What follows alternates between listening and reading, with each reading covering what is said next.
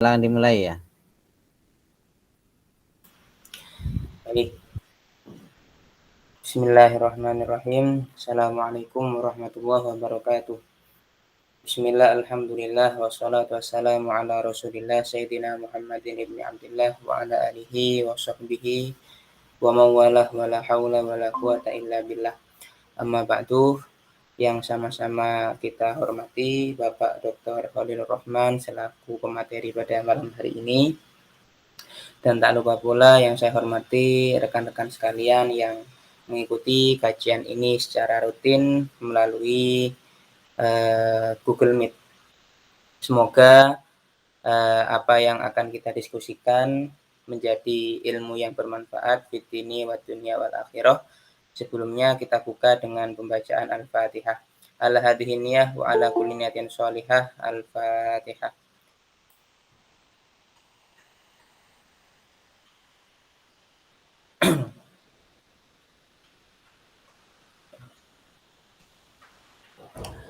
Baik, untuk selanjutnya kepada Bapak Dr. Khalilur Rahman MHI, waktu dan tempat dipersilahkan.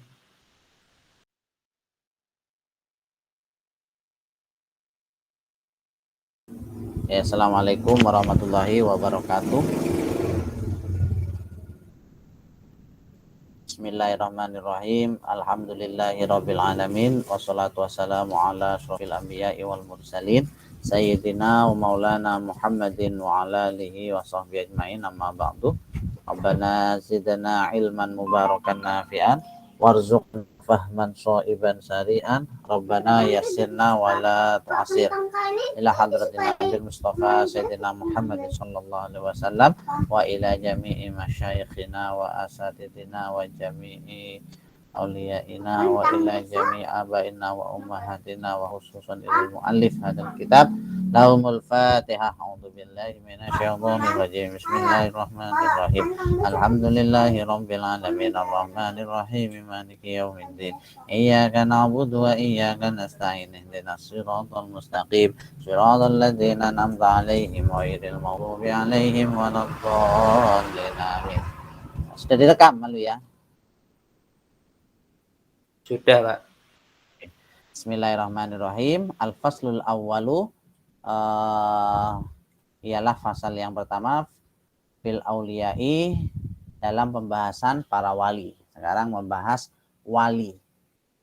Wan nadru fil auliyai, adapun pembahasan fil auliyai dalam beberapa wali, dalam pembahasan wali, fi mawadi'ah ialah ada beberapa, fi mawadi'i arba'atin atau fi mawadi'ah arba'atin ialah ada di beberapa 4 tempat. Bapak. Al awwalu, adapun yang pertama, maksudnya adapun pembahasan yang pertama, adapun pembahasan yang pertama fistiratil wilayati ialah dalam pembahasan atau persyaratan wali fisihatin nikahi, dalam sahnya nikah. Jadi kan ada 4 pembahasan. Pembahasan pertama tentang apa saja syarat wali agar nikah itu menjadi sah. Al-Mawdi Usani, adapun pembahasan yang kedua fi sifatil wali, dalam ialah tentang pembahasan atau sifat-sifat seorang wali. As-salisu, adapun pembahasan yang ketiga fi asnafil auliyai ialah membahas klasifikasi para wali, wa tartibihim, dan urutan-urutan para wali fil wilayati, dalam perwalian, wa ma yata'allaqu bidzalika, wa ma, dan pembahasan sesuatu yata'allaqu yang berkaitan apa ma bidzalika, dengan pembahasan tersebut. Ar-rabi'u, adapun pembahasan yang keempat fi adlil auliyai ialah dalam adol wali yang enggan untuk menikahkan anak perempuannya atau orang yang berada di bawah perwaliannya. Man yalunahum, orang yang yalunahum, dan orang yang suatu yang melewati mereka atau suatu yang setelah mereka. Wa hukmu ikhtilafil waqi'i, dan hukum perbedaan al-waqi'i yang terjadi bainal wali, antara antara wali wal maula alaihi, dan orang yang di bawah perwaliannya. Al-maudhi'ul awwalu, adapun pembahasan yang pertama. Jadi ada 4 pembahasan tentang wali ini di dalam kitab Bidayatul Mujtahid.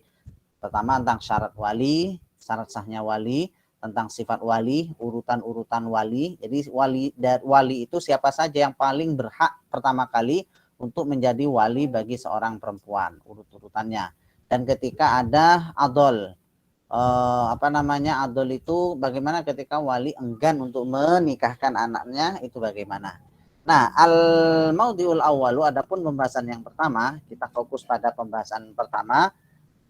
Ihtalafal ulama'u, ihtalafa berbeda pendapat, al ulama'u siapa ulama, hal apakah al wilayatu perwalian itu, hal apakah al wilayatu adapun perwalian itu, syartun ialah syarat min syuruti sihatin nikahi, ia dari beberapa syarat sahnya nikah, am laisat atau laisat tidak ada apa itu perwalian atau wali itu, bisyartin ialah menjadi syarat nikah.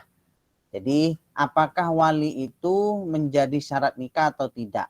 Kalau tidak ada wali, sah atau tidak? Nah, ini yang dibahas pada pembahasan kita kali ini. Fadhahaba Malikun, fadhahaba maka berpendapat Malikun siapa Imam Malik, ila annahu kepada sesungguhnya sesuatu, la yakunu tidak ada nikahun apa itu nikah, artinya tidak sah apa itu nikah, illa biwaliyin kecuali dengan wali. Wa annaha dan sesungguhnya wali itu syartun fissihati ialah syarat fissihati di dalam keabsahan nikah, fi riwayati ashabi anhu di dalam riwayatnya ashab anhu tentang perwalian itu.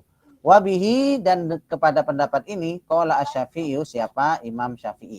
Jadi menurut Imam Malik dan menurut Imam Syafi'i, wali harus ada ketika atau menjadi syarat dalam pernikahan. Artinya kalau orang mau menikah kok tidak ada walinya, maka pernikahannya tidak sah.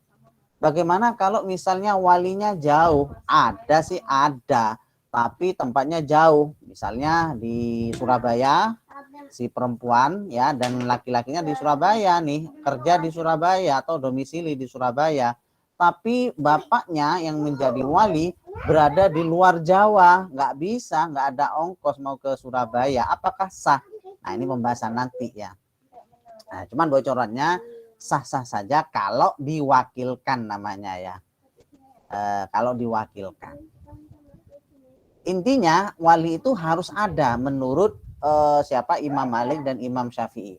Baik ada itu orangnya datang langsung atau melalui perwakilannya atau disebut taukil wali. Intinya harus ada sehingga kalau nikah kok tidak ada walinya, nggak disetujui misalnya, lalu dia nikah sendiri, maka pernikahannya tidak sah.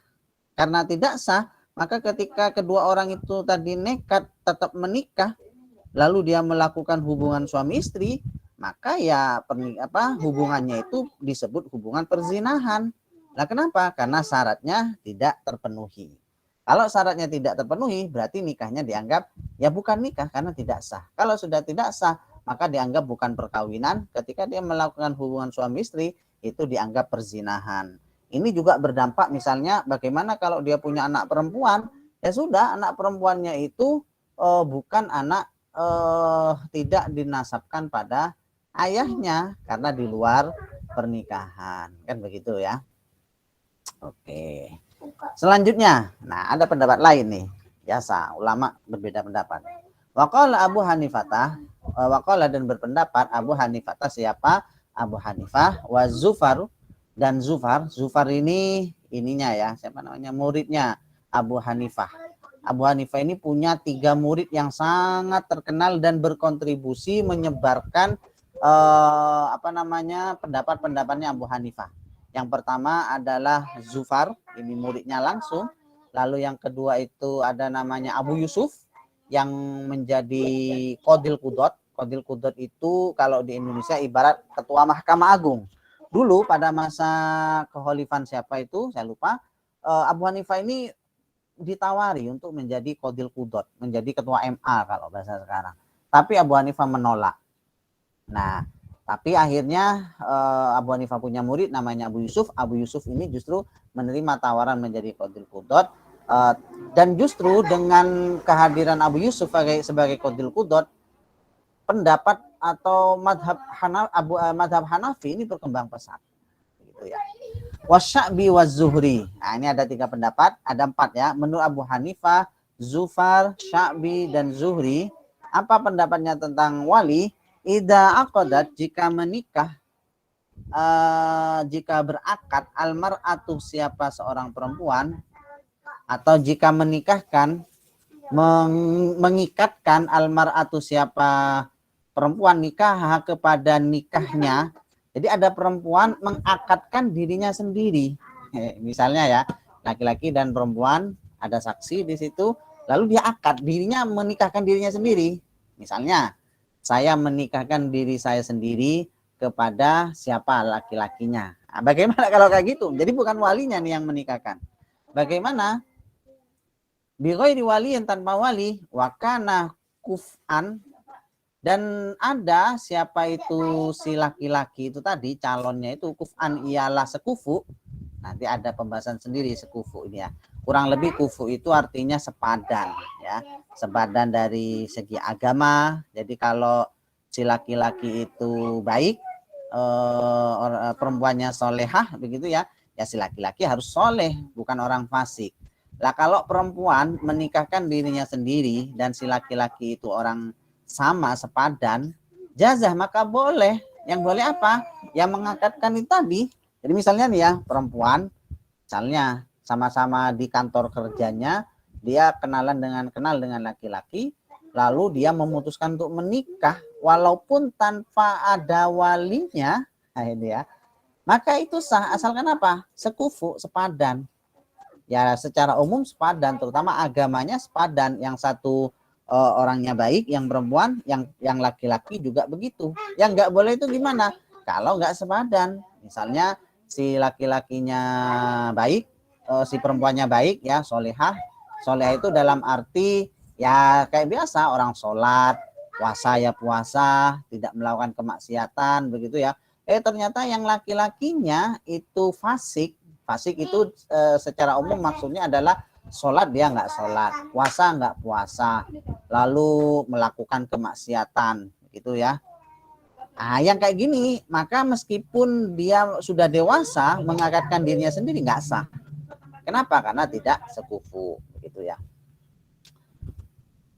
Ini pendapat Imam Abu Hanifah. Akan tapi kalau diperdalami teman-teman, dalam buku saya hukum perkawinan Islam itu, yang saya kutip dalam beberapa referensi, termasuk Kitabul Fiqh ala Madhahibil Arba'ah, termasuk juga kitabnya As-Sarokhsi dalam kitab Al-Mabsud, itu saya temukan ada penjelasan agak mendetail ya. Misalnya dikatakan kalau menurut Abu Hanifah itu kalau dia menikahkan, ini tambahannya menurut Abu Hanifah dalam kitab Al-Mabsud itu ya, Al-Asarosi itu punya kitab judulnya Al-Mabsud, dan ceritanya Asarosi ini menulis kitab ini ketika beliau di penjara. Luar biasa ya, Sarosi. Nanti bisa searching di Google itu, Sarosi, seorang ulama bermadzhab Hanafi, menulis kitab yang konon sampai 30 juz itu di penjara. Ketika di penjara. Ya, kalau di Indonesia itu kan sama seperti siapa? Soekarno. Wah, itu juga menulis buku ketika penjara. Bung Hatta itu juga menulis buku ketika penjara. Termasuk Buya Hamka. Bukan Buya yang lain ya, yang kontroversi. Buya Hamka. Buya Hamka itu menulis kitab, kalau nggak keliru kitab itu Tafsir Al-Azhar itu. Itu di penjara, waktu di penjara. Oh, ini luar biasa ya. Makanya teman-teman yang hobi rebahan di rumah, ya jangan hanya rebahan ya, juga berkarya. Jadi seperti ulama-ulama yang ada itu. Oke, saya lanjutkan. Nah, menurut dalam kitab Al-Mabsud itu dijelaskan begini. Menurut Abu Hanifah tetap sah meskipun tidak sekufu, akan tetapi kalau si wali itu menggugat, misalnya nih ya, laki-laki dan perempuan yang menikah, tidak sekufu, yang satu baik, yang satunya nggak jelas si laki-laki itu ya, itu menurut Abu Hanifah tetap sah. Akan tetapi wali, ayahnya misalnya, berhak untuk menggagalkan pernikahan itu jika pasangannya tidak sekufu, berhak. Dan ketika si wali berusaha memisahkan, ya bisa pisah, bisa diceraikan itu. Kenapa? Karena tidak sekufu. Ini menurut Abu Hanifah di kitab Al-Mabsut itu. Kalau ternyata sekufu, maka si wali nggak punya hak untuk menceraikan itu, memfasah itu nggak bisa. Nah, ini bedanya ya. Hal ini berbeda dengan pendapat muridnya, yaitu Abu Yusuf Hasan Asy-Syaibani, termasuk Zufari ini mengatakan kalau tidak sekufu tidak sah. Sejak awal sudah tidak sah, tidak harus nunggu perkataan atau gugatan dari si wali. Nah, ini antara guru dan murid berbeda pendapat itu biasa dahulu ya. Oke, itu lebih detailnya seperti itu.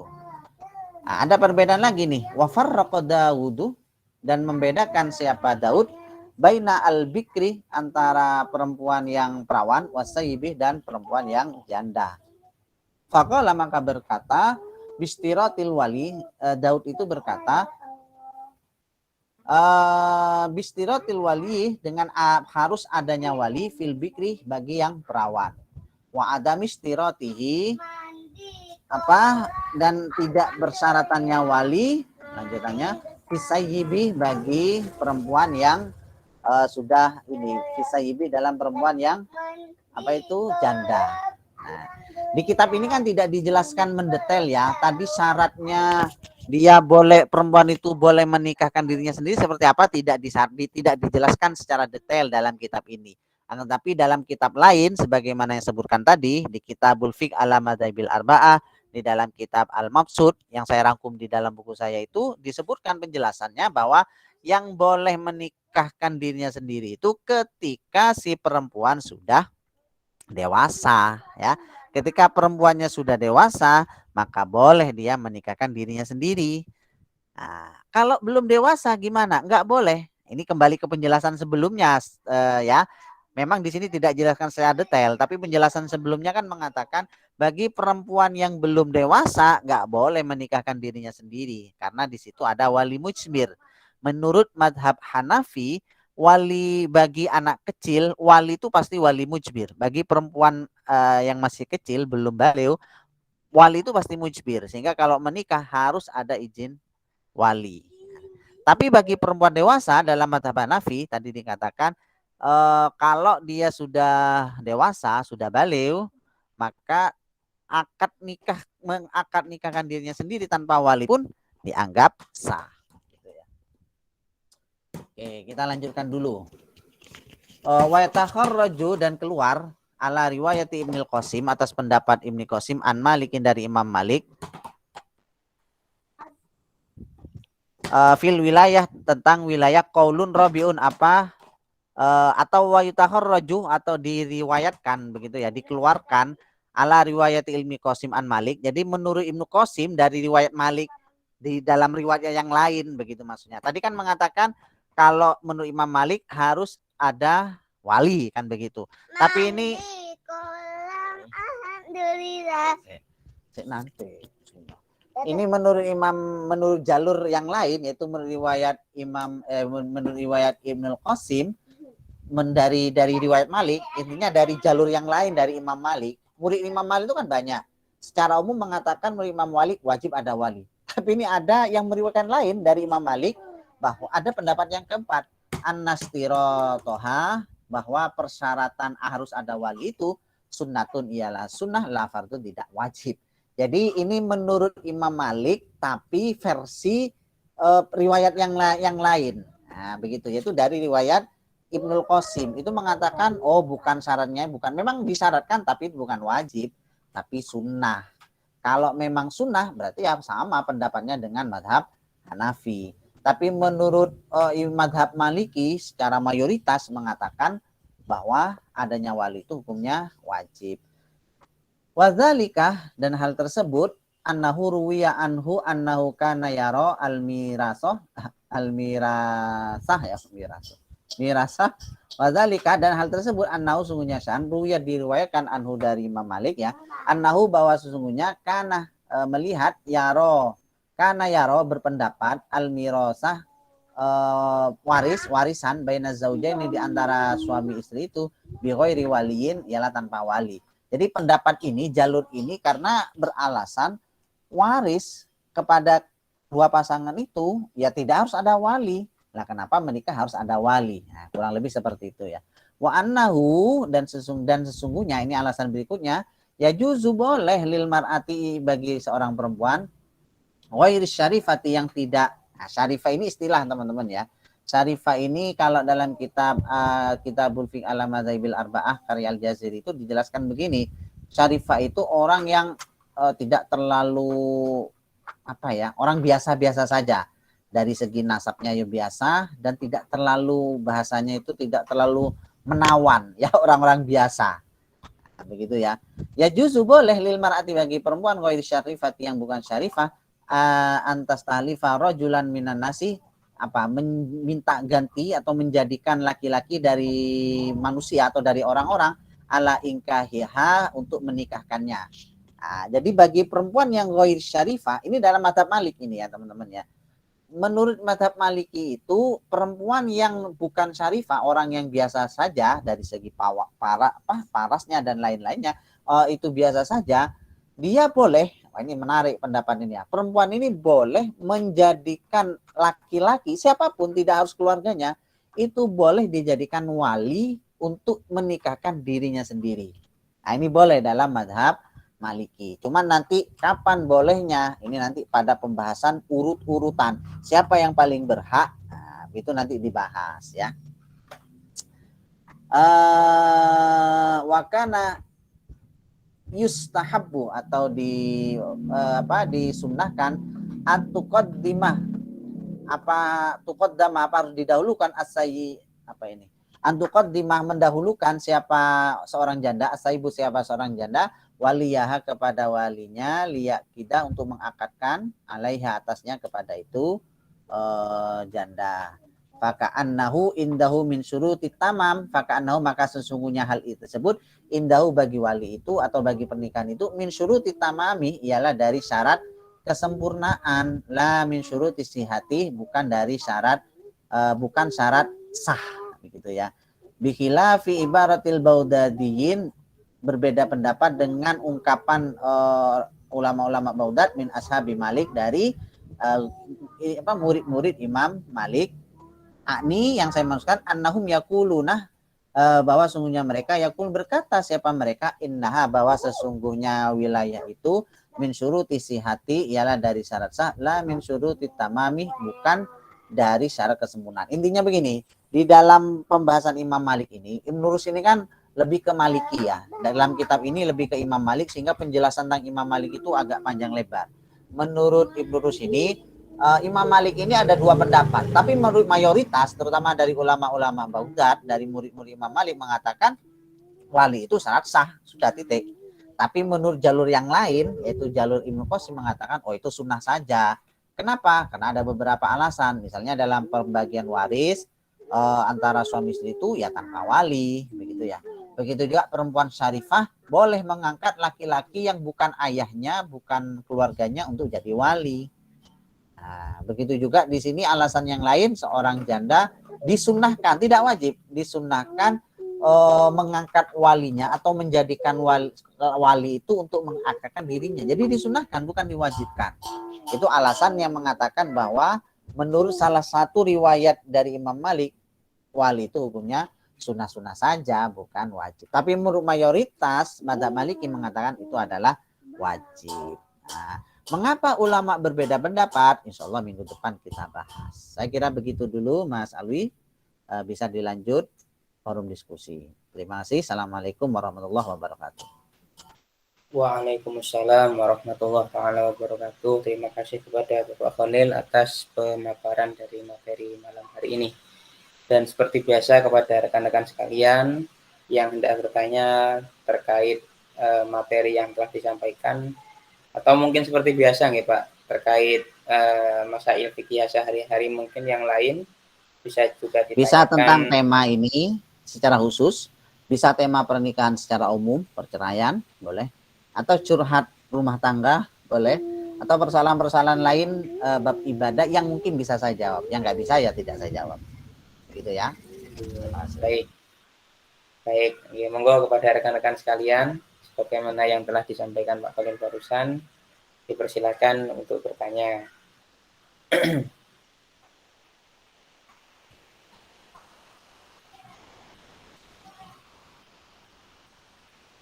Atau mungkin untuk mengawali, saya tertarik tadi dengan konsep apa namanya kafaah itu, Pak.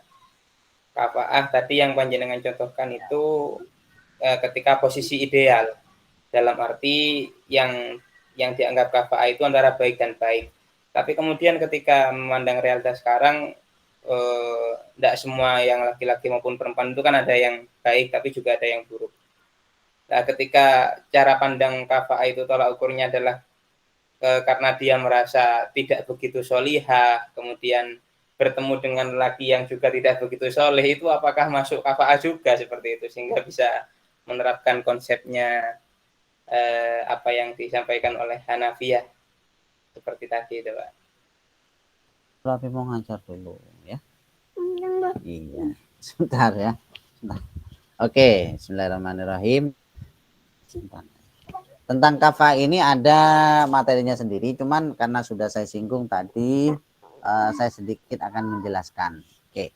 Jadi kafa ini menurut ulama bisa dicek dalam Kitabul Fiqh ala Madzahibil Arba'ah, kitab Al-Mabsud, bahkan kitabnya Ibnu Qudamah Al-Kafi, Madzhab Hambali, atau saya rangkum semuanya di buku saya itu.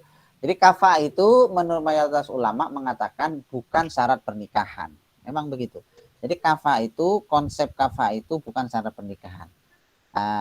Kafa itu dalam hal apa saja ulama berbeda pendapat tentunya. Jadi kesepadanan itu bukan syarat pernikahan. Akan tetapinya ya. Ulama mengatakan jika laki-laki dan perempuan itu tidak kafaah, misal tadi yang paling tampak itu ulama sepakat masalah agama, misalnya yang satu soleh, ya orang yang biasa lah, sholat biasa, yang satunya mohon maaf dalam tanda kutip preman yang kesehariannya tidak sholat, tidak puasa, suka malak dan lain-lain, maka pernikahannya tetap sah. Akan tetapi ketika walinya menolak, maka tidak bisa dilangsungkan pernikahan itu. Kenapa? Karena ulama kan mengatakan, bagi yang mengatakan pernikahan itu kan harus ada wali. Termasuk hak wali sebelum menikah, maksudnya sebelum si perempuan itu menikah, hak wali adalah mencegah, menolak, tidak memberi izin kepada anaknya atau orang yang di bawah perwaliannya jika tidak kafaah. Tapi misalnya orang tuanya fine-fine saja ya, misalnya ini ya nikah dengan siapapun, tapi orang tuanya biasa saja, nggak menolak, nggak apa, ya tetap sah, pernikahan itu tetap sah. Ketika sudah terjadi pernikahan misalnya, sudah akad, kok walinya baru sadar misalnya ya, tapi bukan karena diguna-guna, jadi ya baru sadar, loh kok kayak gini ya, sudah nggak bisa. Wali itu sudah nggak bisa membatalkan pernikahan itu, sudah nggak bisa. Kalau sudah kadung, istilahnya sudah kadung terjadi akad nikah, nggak bisa dibatalkan. Yang bisa itu seorang wali kalau dia sebelum terjadi pernikahan punya hak untuk membatalkan pernikahan itu. Kenapa? Karena wali itu sebagai, apalagi wali mujbirnya, dia berhak untuk membatalkan. Sekali lagi, kalau tidak ada komplain dari si wali, maka ya tetap sah. Hanya kafah itu bukan syarat nikah. Tapi kalau si wali itu komplain, menolak, nggak mau, maka bisa dibatalkan pernikahan itu, bisa tidak dilangsungkan pernikahannya, seperti itu.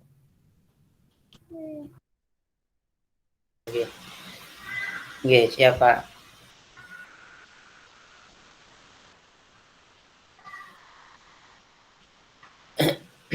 Monggo rekan-rekan yang lain.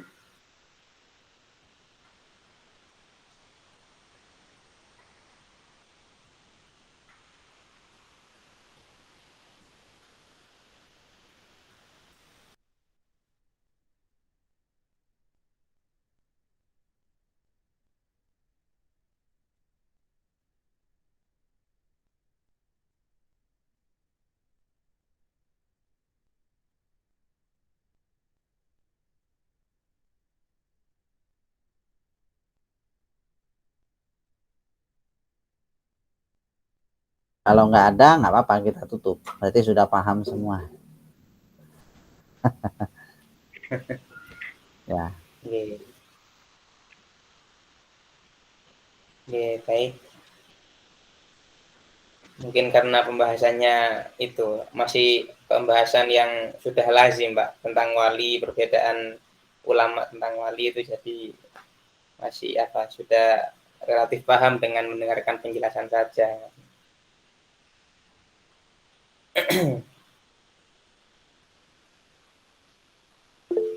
Oh, ini ada yang bertanya di kolom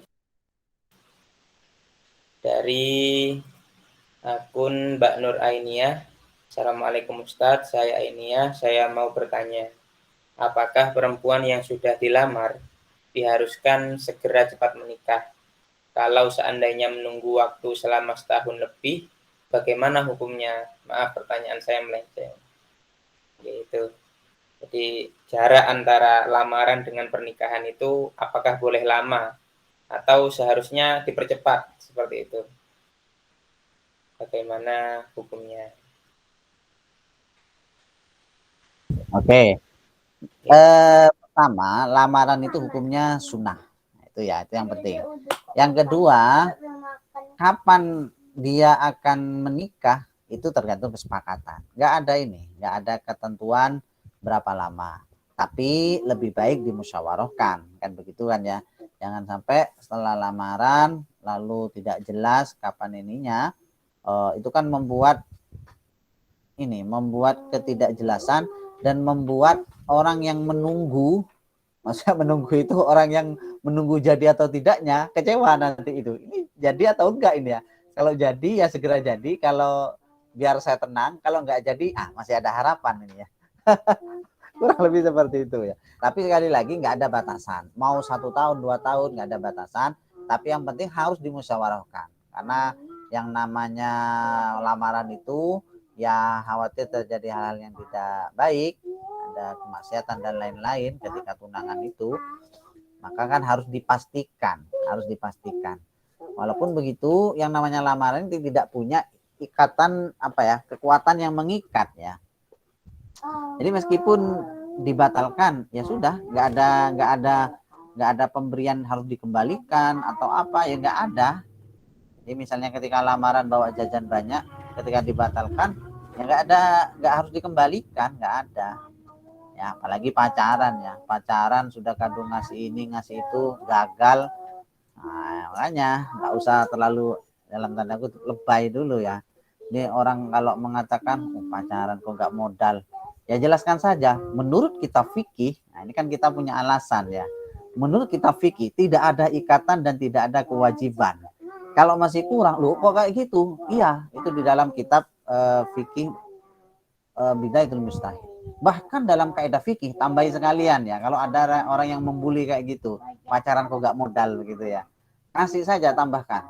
Menurut kaidah fikih al aslu bara'atud dhimmah, bahwa asal dari suatu itu lepas dari tanggung jawab, lepas dari tanggungan. Lah belum ada ikatan kok sudah harus ngasih ini ngasih itu, nggak punya tanggungan itu justru kadang sebelum ketika pacaran ngasih ini ngasih itu, ketika nikah itu biasanya nggak ngasih kan lebih baik sebelum menikah nggak ngasih apa-apa, tapi setelah nikah justru dia baik atau dermawan kepada pasangannya, itu yang bagus.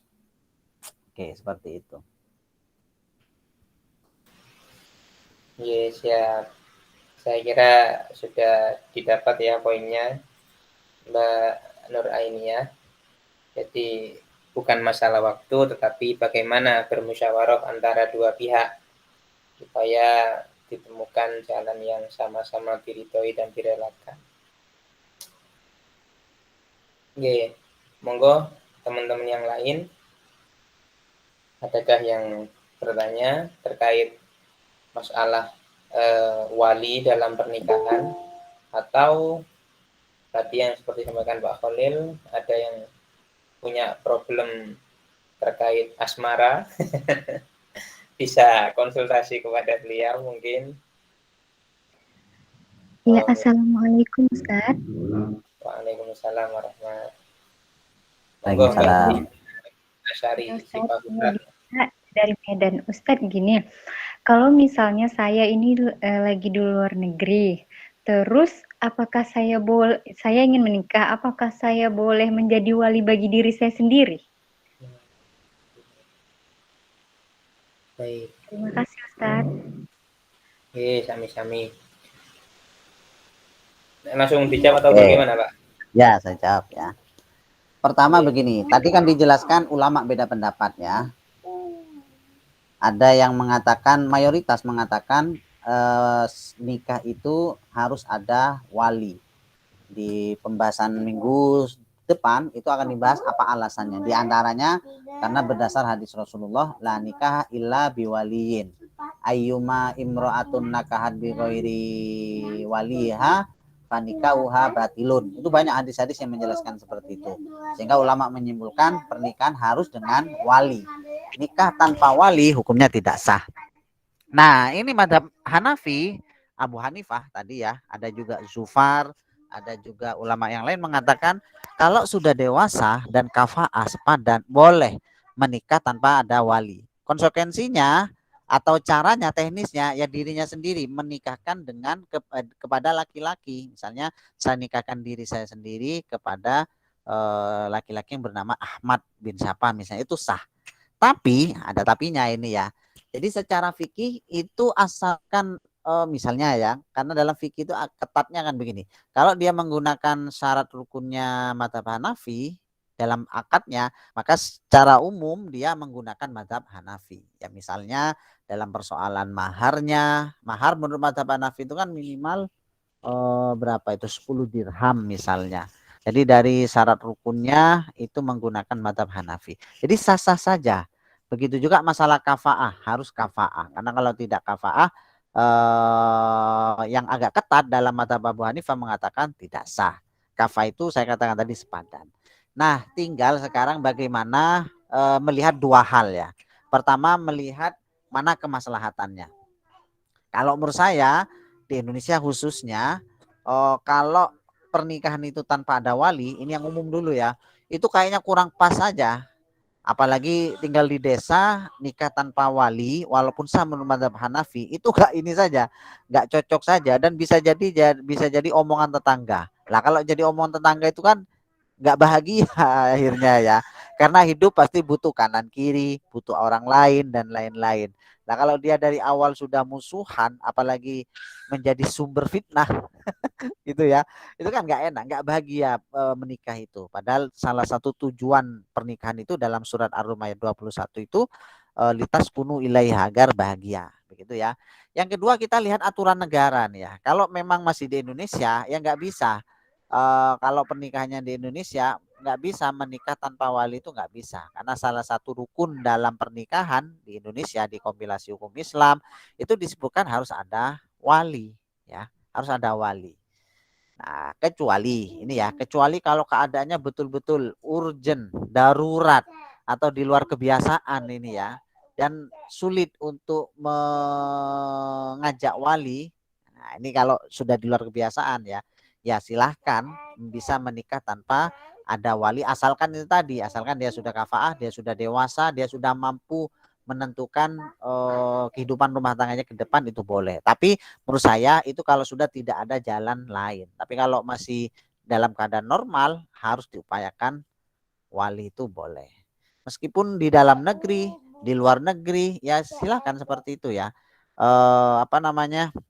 Harus lebih baik harus dengan wali.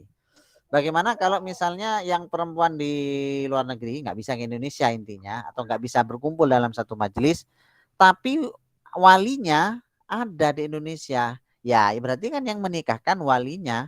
Misalnya di Surabaya, si perempuan asli Surabaya yang ada walinya misalnya di Surabaya, atau tadi di Medan, ya sudah yang menikahkan ya ayahnya yang di Medan itu. Si perempuan karena dalam tanda kutip ya tidak terlibat langsung dalam akad itu, tidak mengucapkan ijab kabul, maka cukup misalnya live streaming misalnya ya, itu nggak ada masalah. Karena yang mengakadkan itu kan siapa? Ya walinya. Jadi ketika di majelis itu yang ada walinya, lalu calon laki-lakinya, ada saksinya, ya sudah sah. Nah, begitu ya. Kalau masih ada yang belum jelas bisa ditanyakan kembali. Nih, bagaimana Mbak Dina? Apakah Ya, sudah dapatkan poin pertanyaan berarti ini? kalau yang dia boleh kita menjadi wali bagi diri kita sendiri itu hanya menurut Imam Hanafi ya Ustadz? Ya, yang paling populer itu menurut mazhab Hanafi, begitu juga muridnya yaitu Zufar, Ada juga di sini Asy-Sya'bi dan juga Az-Zuhri. Itu boleh. Karena pendapat ini pun juga didasarkan pada beberapa praktek sahabat. Misalnya kalau nggak keliru dalam kitab apa itu ya, Al-Mabsud ya, karya Asaros itu dikatakan begini, salah satu sahabat itu menikah. Nah, ketika menikah walinya nggak ada. Karena nggak ada, lalu dikonsultasikan kepada Sayyidina Ali. Di buku saya sudah saya sebutkan itu. Dia menikah dengan apa? Konsultasikan kepada Sayyidina Ali. Lalu Sayyidina Ali mengatakan, ya sah-sah saja. Nah, ini ya. Jadi masing-masing pun punya pendapat dan punya dalilnya sendiri. Jadi sah-sah saja menurut mazhab Abu Hanifah. Cuman di Indonesia yaitu tadi satu, mazhab Abu Hanifah tidak populer dalam pembahasan fikih munakahat.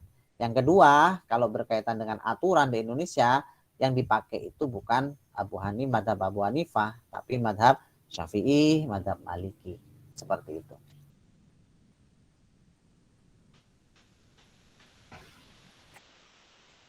Iya Oke, Ustadz. Mbak Dina. Lagi boleh? Ya, monggo. Kalau nikah online itu gimana Ustadz? Terkait nikah online, Mbak. Nikah online. Ya. Mayoritas ulama mengatakan tidak sah, termasuk ini ya, termasuk hasil Basul Masail Nahdlatul Ulama itu mengatakan tidak sah. Kenapa? Karena mudorotnya lebih banyak. Berbeda dengan jual beli. Ya. Walaupun ulama kadang menyamakan antara jual beli dan pernikahan dalam hal bahwa sama-sama akad, tapi persoalan jual beli online, persoalan nikah online itu dibedakan. Mengapa? Karena kalau dalam jual beli online itu resikonya tidak terlalu besar, mudorotnya tidak terlalu besar. Apalagi misalnya barang yang dibeli ya 10 ribuan, meskipun nggak cocok begitu, ya sudah, cuman ya dalam bahasa kita cuman 10.000. Jadi resikonya tidak terlalu besar. Berbeda dengan pernikahan. Makanya ulama mengatakan kalau jual beli online itu sah. Saksinya antara pembeli dan penjualnya tidak ketemu itu sah. Tapi dalam hal pernikahan ulama mengatakan itu tidak sah. Kenapa? Karena mudorotnya lebih banyak. Ya, online itu kan misalnya begini. Misalnya si laki-laki berada di luar negeri dan si pihak perempuan, ya wali perempuannya dan saksinya, misalnya ya saksinya itu ada di Indonesia dan nggak bisa datang, misalnya karena tugas dan dia nggak bisa datang, padahal tanggal pernikahan sudah ditentukan, gitu ya. Undangan sudah menyebar, kan banyak lah kalau di Indonesia alasannya. Itu nggak sah, nggak bisa. Kalau yang seperti itu nggak bisa. Tapi kalau yang nggak bisa hadir yaitu tadi si perempuan di luar negeri, sedangkan si laki-laki dan si wali ada di Indonesia, nggak ada masalah karena yang melaksanakan intinya kan ketika ijab kabul yang ada itu si laki-laki, wali dari perempuan dan saksi itu yang harus ada ketika pernikahan. Sedangkan si pihak perempuan, kalaupun dia pakai live streaming via online itu nggak ada masalah karena tidak terlibat langsung dalam akad nikah seperti itu. Dan memang yang paling masalah tidak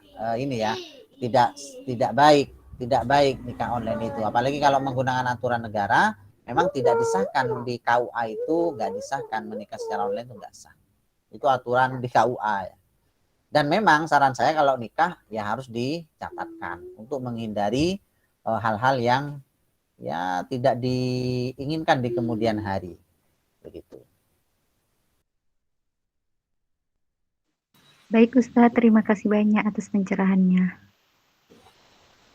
Ya, sama-sama Mbak Dina Ratnasari, dan mungkin sedikit menambahkan sepengetahuan saya terkait kendala nikah online itu bisa dicarikan solusi dengan semisal mewakilkan seperti itu. Diwakilkan, jadi kalau memang mempelai laki-lakinya tidak bisa datang, bisa diwakilkan, dan itu pernah dipraktekkan oleh Gus Dur ketika dulu menikah. Beliau kuliah di Mesir, tetapi yang akadkan itu akad nikahnya itu beliau tidak kembali ke Indonesia dan diwakilkan. Wallahu a'lam, saya lupa siapa yang mewakilkan, mungkin Pak Khalil ingat. terkait Iya, perkawinannya. memang begitu. Memang Gus Dur memang Jadi begitu. Jadi diwakilkan, saya nggak tahu siapa yang jadi taukilnya itu, apa pamannya siapa, saya lupa. Ya itu tadi solusinya bisa diwakilkan. Jadi misalnya yang laki-laki punya tugas nih di luar negeri, nggak bisa datang, si laki-laki ini mewakilkan kepada seseorang yang dipercaya. Dan biasanya kalau urusan kayak gini itu langsung konsultasi dengan pihak KUA. Nanti KUA akan akan verifikasi lah istilahnya, memverifikasi apakah benar laki-laki yang dijadikan wakil itu benar tidak diberi kewenangan untuk menjadi wakil si laki-laki. Jadi nanti yang memverifikasi itu KUA.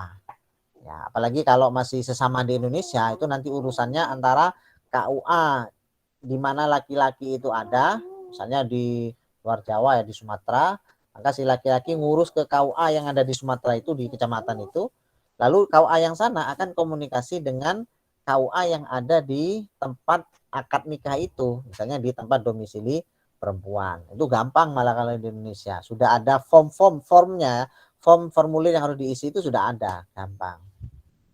Kenapa harus kayak gitu? Ya demi pernikahannya ini agar terjaga secara baik. Karena pernikahan ini Allah sebutkan dalam Al-Quran itu sebagai misakon walido, ikatan yang sangat kuat. Jadi jangan dibuat macam-macam, jangan dibuat main-main. Kurang lebih seperti itu. baik, terima kasih Pak Khalil. Apakah masih ada yang ditanyakan lagi dari rekan-rekan sekalian?